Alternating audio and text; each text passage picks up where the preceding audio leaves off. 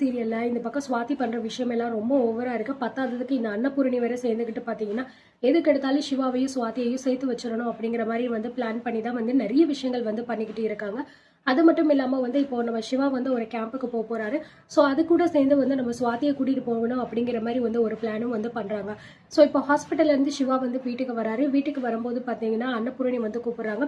வா சிவா வந்து சாப்பிடியா அப்படிங்கிற மாதிரி சொல்றாங்க. இல்ல பெரியம்மா எனக்கு வேண்டாம் அப்படின்னு சொல்லும்போது, என்ன சிவா இப்படி சொல்றேன், உனக்காக தான் சுவாதி வந்து சாப்பிடாம இன்னும் வெயிட் பண்ணிக்கிட்டு இருக்கா, உன் கூட சேர்ந்து சாப்பிடணும்னு நம்ம ரொம்ப ஆசைப்படுறேன், வாயை வந்து சாப்பிடு அப்படின்னு சொல்லிட்டு கூப்பிடும்போது, ஐயோ இல்ல பெரியம்மா நான் வந்து ஹாஸ்பிட்டல்ல வந்து வேலை பார்த்துட்டு ஒரு சின்ன மீட்டிங் இருந்துச்சு, அங்க போனதுனால நான் அவங்க கூடயே சேர்ந்து சாப்பிட்டுட்டு வந்துட்டேன். இப்போ எனக்கு வயிறு ஃபுல்லா இருக்கு பெரியம்மா, என்னால இப்ப சாப்பிட முடியாது, அவங்கள உட்காந்து சாப்பிட சொல்லுங்க அப்படிங்கிற மாதிரி வந்து சொல்லிடுறாங்க.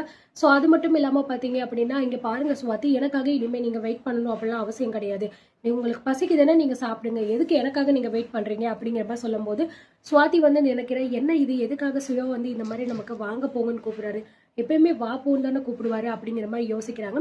அதே மாதிரி பாத்தீங்கன்னா எங்க சுவாதியோட அம்மா அப்பா ரெண்டு பேருமே ஆட, என்ன மாப்பிள்ள இப்படி நீங்க கூப்பிடுறீங்க, சுவாதியை நீங்க உரிமையா பேர் சொல்லி கூப்பிட வேண்டியதானே, இதுல என்ன இருக்கு உங்களுக்கு, எதுக்கு வாங்க போங்க அப்படிலாம் வந்து பேசிக்கிட்டு இருக்கீங்க அப்படிங்கிற மாதிரி வந்து சொல்றாங்க. என்னையா சிவா என்னாச்சு உனக்கு அப்படிங்கிற மாதிரி சொல்லும்போது, அதெல்லாம் ஒண்ணும் இல்ல பெரியம்மா, இதுல என்ன இருக்கு, அவங்க எதுக்கு எனக்காக வெயிட் பண்றாங்க அதை தான் நான் சொன்னேன், வேற ஒன்றும் இல்லை அப்படிங்கிற மாதிரி வந்து சொல்றாங்க. சரியா சிவா நீ கேம்புக்கு கிளம்பணும்னு சொன்னியே அப்படிங்கிற மாதிரி சொல்லும்போது, ஆமா பெரியம்மா நான் கிளம்பணும் ரெடி ஆகணும் அப்படிங்கிற மாதிரி சொல்றாங்க. சரி நீனும் வந்து நீ சுவாதியை வந்து கூட்டிட்டு போ அப்படிங்கிற மாதிரி சொல்றாங்க. இல்ல பெரியம்மா எதுக்கு, அதெல்லாம் ஒன்றும் வேண்டாம், நான் 2 டேஸ்ல வந்துருவேல, நானே தனியா போய்க்கிறேன் அப்படிங்கிற மாதிரி சொல்றாங்க. இல்ல சிவா சுவாதி உங்ககிட்ட வந்தா உனக்கு ரொம்ப ஹெல்ப்ஃபுல்லா இருக்கும், அது மட்டும் இல்லாம அவளுமே நிறைய விஷயங்களை கத்துக்கிட்ட மாதிரி இருக்கும் இல்லையா, அதனால கண்டிப்பா நீ சுவாதியை கூட்டிட்டு போ அப்படிங்கிற மாதிரி சொல்லும் போது சிவா வந்து ஒரு தடவை வேணாம்னு சொல்லிட்டு அதுக்கப்புறம் அவரால் சொல்ல முடியல. சரி ஓகே பெரியம்மா அப்படிங்கிற மாதிரி வந்து சொல்லிடுறாரு. இந்த விஷயம் எல்லாத்தையுமே வந்து பாத்தீங்கன்னா பின்னாடி இருந்து நம்ம சிந்து வந்து கேட்டுக்கிட்டே இருக்காரு. என்ன இது, இந்த அன்னபூரணியத்தை வந்து சும்மாவே இருக்க மாட்டேங்கிறாங்க, எப்போ பார்த்தாலும் வந்து சுவாதியை வந்து டாக்டர் கூட சேர்த்து வைக்கணும் அப்படின்னு தான் வந்து பிளான் பண்ணிட்டே இருக்காங்க போல இருக்கு. என்ன மீறி எப்படி வந்து அவ வந்து போயிருவா அப்படின்னு பாக்குறேன். இந்த டாக்டருக்கு கொஞ்சம் கூட வந்து அறிவே இல்லை. நான் எத்தனையோ தடவை கேட்டேன், அப்பெல்லாம் வந்து வேணாம் வேணாம்னு சொல்லிட்டு இப்போ என்னடானா வந்து அவங்க பெரியம்மா சொன்ன உடனே வந்து இந்த சுவாதியை கூட்டிட்டு போறேன்னு சொல்றாரு, இதெல்லாம் விடவே கூடாது அப்படிங்கிற மாதிரி வந்து நினைக்கிறாங்க.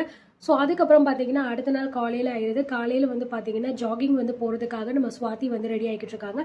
வா சிவா நம்ம 2 பேர் சேர்ந்து ஜாகிங் போலாம் அப்படிங்கிற மாதிரி சொல்லும் போது, இல்ல சுவாதி நான் வரல நீங்க போங்க அப்படிங்கிற மாதிரி வந்து சொல்றாங்க. என்ன சிவா எதுக்காக இப்படி சொல்லிக்கிட்டு இருக்கீங்க, இது வந்து எனக்கு வந்து இந்த ஏரியா வந்து ரொம்ப புதுசு, அதனால கொஞ்சம் சேர்ந்து போனோம் அப்படின்னா நல்லா இருக்கும் அப்படிங்கிறதுக்காக தான் கூப்பிடுறேன், ப்ளீஸ் எனக்காக வாங்க சிவா நம்ம போகலாம் அப்படிங்கிற மாதிரி வந்து பார்த்தீங்கன்னா சிவாவோட கையை கோத்துக்கிட்டு வந்து போறாங்க. ஆனால் சிவாவுக்கு இதில் கொஞ்சம் கூட விருப்பம் இல்லை. ஸோ அதுக்கப்புறம் வெளியில 2 பேர் போகும்போது அதையுமே வந்து சிந்து பார்த்துடுறாங்க. பார்த்துட்டு சிந்துக்கு பயங்கரமா கோவம் வருது. என்ன இவ ரொம்ப ரொம்ப ஓவரா போய்கிட்டு இருக்காளே, ஏன் புருஷன் கூட இவ எதுக்கு இவ்வளோ நெருக்கமா வந்து பழகிட்டு இருக்கா அப்படிங்கிற மாதிரி வந்து நினைச்சிட்டு ரொம்பவே கோவப்பட்டு நம்ம சிந்து பார்த்தீங்கன்னா வண்டி எடுத்துட்டு வேகமா வந்து போறாங்க. இந்த பக்கம் 2 பேருமே ஜாகிங் போயிட்டே இருக்கும்போது இது சிவாவோட கண்ணில் பார்த்தீங்கன்னா தூசி விழுந்துருது. அதனால சுவாதி வந்து அதை ஊதி ஊதி எடுத்துக்கிட்டு இருக்காங்க.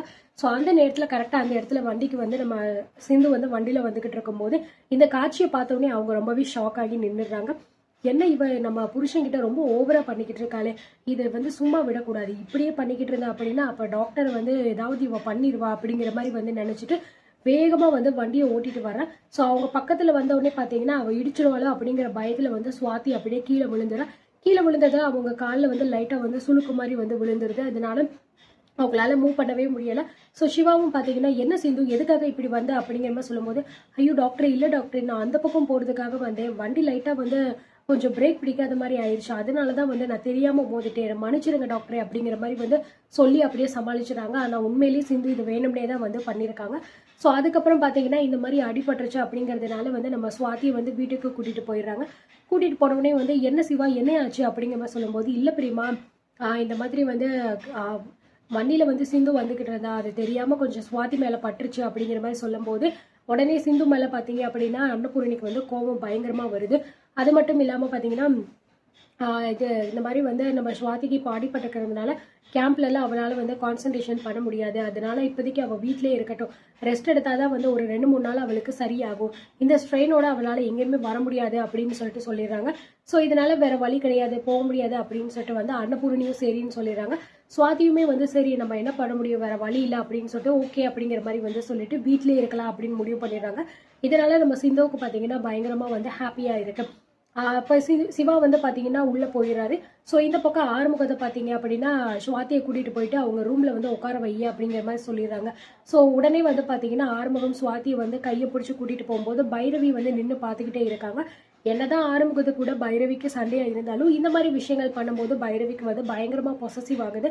ஸோ அதுக்கப்புறம் ஆறுமுகம் வந்தவுடனே உனக்கு இங்க என்ன வேலை, எதுக்கு நீ இன்னும் இங்கேயே வந்து சுத்திக்கிட்டு இருக்க, உனக்கு மில்லில் வேலை இருக்குல்ல, போயிட்டு அந்த வேலையை பார்ப்போம், தேவையில்லாம நீ கண்டவங்களுக்குலாம் போயிட்டு ஊழியம் பண்ணணும்னு அவசியம் இல்லை அப்படிங்கிற மாதிரி சொன்னோடனே ஸோ ஆறுமுகத்துக்கு வந்து தோணுது, என்ன இவளை என்னால் புரிஞ்சிக்கவே முடியலையே, ஒரு தடவை நம்ம மேலே வந்து இப்படி பொசசிவ் ஆகுறா, இன்னொரு பக்கம் பார்த்தீங்கன்னா நம்ம மேலே கோவப்படுற, இவளை எப்படி புரிஞ்சுக்கிறதுனே தெரியலையே அப்படிங்கிற மாதிரி நினைச்சிட்டு நம்ம ஆறுமுகமும் வந்து கிளம்பி போயிடுறாரு. ஸோ இந்த மாதிரி சிந்து பண்ண விஷயத்த வந்து கேள்விப்பட்டுட்டு நம்ம அன்னபூரணிக்கு பயங்கரமா கோவம் வருது. இதனால சிந்துவை வந்து கூப்பிடுறாங்க. கூப்பிட்டு, நீ வேணும்னே தானே சுவாதி மேல போயிட்டு வண்டி அடிச்ச, உனக்கு எவ்வளவு தைரியம் இருந்தா இந்த மாதிரி விஷயத்த பண்ணிக்கிட்டு இருப்ப, இங்க பாரு நீ ரொம்ப நல்லவா அப்படின்னு சொல்லிட்டு இந்த குடும்பத்துல காட்டணும் அப்படிங்கிற அவசியம் கிடையாது. இன்னும் கொஞ்ச நாள் தான், இந்த கேஸ் எல்லாமே வந்து முடிஞ்சதுக்கு அப்புறம் நீ இந்த வீட்டை விட்டு போறது உறுதி. நான் சொல்லிதான் சிவா உன் கழுத்துல தாலி கட்டினா, அதே மாதிரி நான் சொன்னா உன் கழுத்துல இருக்கிற தாலியை கழட்டிட்டு அதே தாலியை வந்து நான் சுவாதி கழுத்துல கட்ட சொல்லுவேன், இதை நான் நடத்தி காட்டுறேன்னா இல்லையான்னு பாரு அப்படிங்கிற மாதிரி வந்து அன்னபூரணி வந்து சொல்றாங்க. இதனால வந்து பாத்தீங்கன்னா நம்ம சிந்துவுக்கு பயங்கரமா கஷ்டமாகுது. இருந்தாலும் எதுவுமே வந்து அவங்க பேசிக்காம அவங்க பாட்டுக்கு வந்து போயிடுறாங்க. ஸோ இதுக்கப்புறம் பாத்தீங்கன்னா அன்னபூரணியும் வந்து போயிடுறாங்க. கொஞ்ச நேரம் கழிச்சு சிவா வந்து பாத்தீங்கன்னா சிந்துவை பாக்குறதுக்காக ரூமுக்கு வராரு. என்ன சிந்து என்ன பண்ணிக்கிட்டு இருக்கா அப்படிங்கிற மாதிரி சொல்லும்போது, இல்ல டாக்டரே நான் சும்மா தான் இருக்கேன் அப்படின்னு சொல்றாங்க. சரி வா சிந்து, உன்னோட ட்ரெஸ் எல்லாம் பேக் பண்ண, நம்ம கிளம்பலாம் அப்படின்னு சொல்லும்போது, எங்க டாக்டரே அப்படின்னு கேக்குறாங்க. என்ன சிந்து, நான் தான் கேம்புக்கு போறேன்ல, நீனும் வா என் கூட சேர்ந்து அப்படின்னு சொல்லும்போது பயங்கரமா வந்து சிந்துவுக்கு ரொம்ப ஹாப்பியா இருக்கு. என்ன டாக்டர் உண்மையா சொல்ற அப்படின்னு கேக்குறாங்க. ஆமா சிந்து, ஆனா இந்த விஷயம் யாருக்கும் தெரிய வேண்டாம்.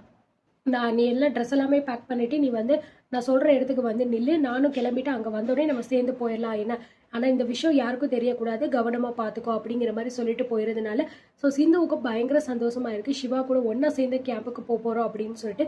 ஆனா கண்டிப்பா இந்த விஷயம் வந்து வீட்டுல இருக்கிறவங்களுக்கு தெரிஞ்சு பெரிய பெரிய பிரச்சனை ஆக போகுதுன்னு தான் வந்து நினைக்கிறேன். ஸோ இவங்க 2 பேரும் ஒன்று சேர்ந்துட்டாங்கன்னா நல்லா இருக்கும்னு நினைக்கிறவங்க இந்த வீடியோக்கு லைக் பண்ணுங்க. அண்ட் இதை பத்தி நீங்க என்ன நினைக்கிறீங்க அப்படிங்கறதையும் கமெண்ட்ல சொல்லுங்க.